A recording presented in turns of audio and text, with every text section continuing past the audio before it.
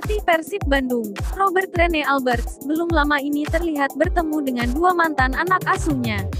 Kedua pemain yang bertemu mantan pelatih PSM tersebut adalah pemain Persija Mark Klok dan pemain PSM Wiljan Pluim. Pertemuan ketiganya diabadikan Robert Rene Alberts di postingan dalam akun pribadi Instagramnya. Pada postingannya, Robert sedang bertemu dengan Mark Klok dan Wiljan Pluim. Tampak pula di situ mantan penerjemah pelatih PSM sebelumnya, Rian Tayeb. Keempatnya tampak sedang menyantap makan siang dalam sebuah pertemuan di sebuah rumah makan. Dalam status di Instagram tersebut, Robert Alberts pun menuliskan pesan yang membuat sejumlah pihak bertanya, komentar pun beragam. Bahkan ada yang menyebut Robert akan membajak dua mantan pemainnya itu. Para bobotoh yang melihat postingan tersebut justru menginginkan Robert mendatangkan Pluim. Hal tersebut diungkapkan melalui kolom komentar yang ada. Akan tetapi, para pendukung Persija dan PSM tak perlu merasa khawatir. Pasalnya Robert tak mengatakan memiliki keinginan untuk membajak kedua pemain ini dari timnya masing-masing. Robert sepertinya hanya ingin bercengkrama dengan sesama pemain asal Belanda. Pasalnya belum lama ini Wiljan Pluim menegaskan diri tak akan meninggalkan PSM Makassar. Pluim berniat tetap berseragam PSM di Liga 1 2020. Saya tidak pergi dari PSM Makassar, saya akan tetap di PSM Makassar, kata Pluim.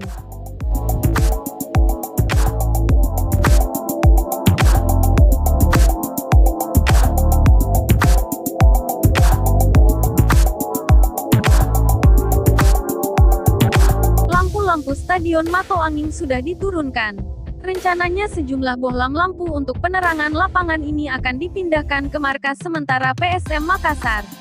Sebelumnya pemerintah Provinsi Sulawesi Selatan memutuskan memulai tahapan pembangunan new Stadion Mato Anging.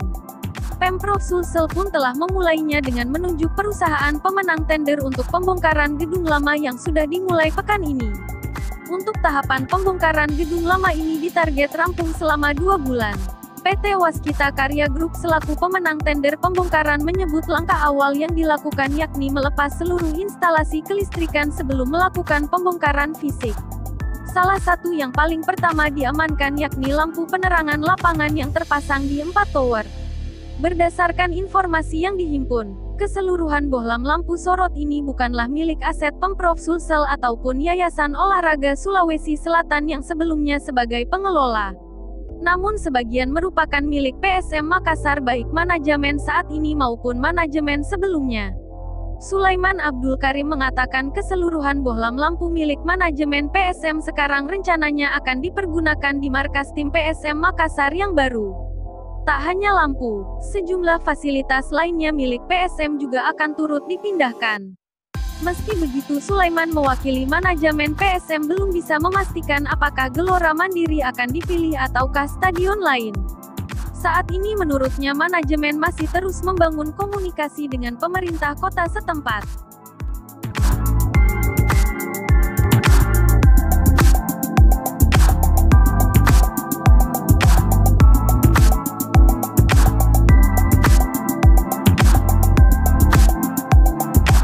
Pembongkaran Stadion Mato Anging telah dilakukan. Sejalan itu pula lampu-lampu di tower juga diturunkan. Rencananya sejumlah bohlam lampu untuk penerangan lapangan ini akan dipindahkan ke markas sementara PSM Makassar untuk Liga 1 2021 mendatang. Namun lampu-lampu tersebut, sebagian adalah milik PSM Makassar baik manajemen saat ini, maupun manajemen sebelumnya.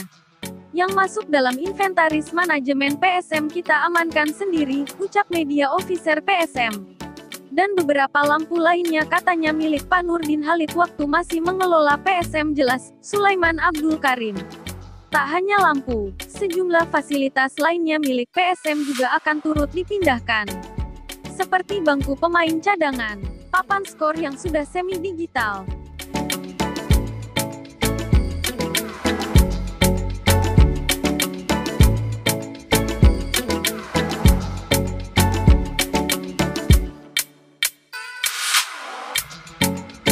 Apa kabar Akbar Rashid? Pesepak bola berposisi sebagai gelandang yang pernah memperkuat dua klub legendaris Indonesia, yakni PSM Makassar dan Persebaya Surabaya. Akbar Rashid lahir di Makassar pada tanggal 1 Januari tahun 1983 dan kini telah berusia 37 tahun. Ia mengawali karir sepak bola profesional bersama klub tanah kelahiran sekaligus impian masa kecilnya, PSM Makassar.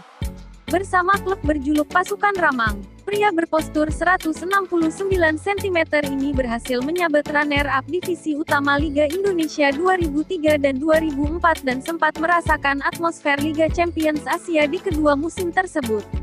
Gelandang yang identik dengan angka 13 ini juga pernah membela klub-klub besar Indonesia seperti Arema Malang, tahun 2005 sampai tahun 2006, dan Persebaya Surabaya dari tahun 2012 hingga pertengahan Indonesia Super League 2014. Dia menemukan kesuksesan kala memperkuat Persisam Putra Samarinda dan didapuk sebagai kapten selama 4 musim berturut-turut mulai dari tahun 2008 hingga 2012.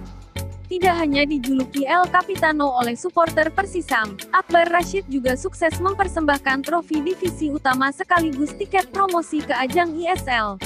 Persela Lamongan menjadi pelabuhan terakhirnya saat kompetisi Indonesia kala itu bernama KNB League 2015 yang harus terhenti pada pekan ketiga akibat dibekukannya PSSI oleh FIFA.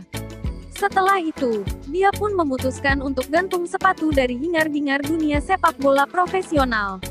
Bukan karena pembekuan PSSI, melainkan cedera kambuhan yang terus menghantuinya.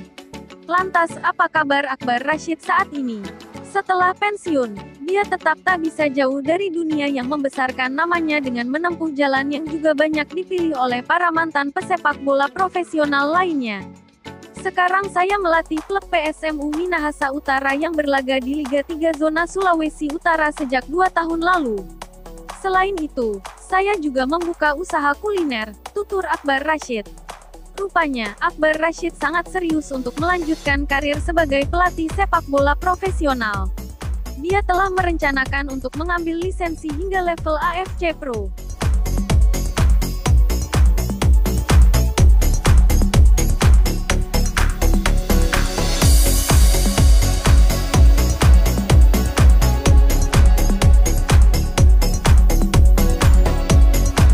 Gelaran Sofi Liga 1 2020 tentunya dengan beberapa perubahan dan mengikuti arahan pemerintah soal protokol kesehatan.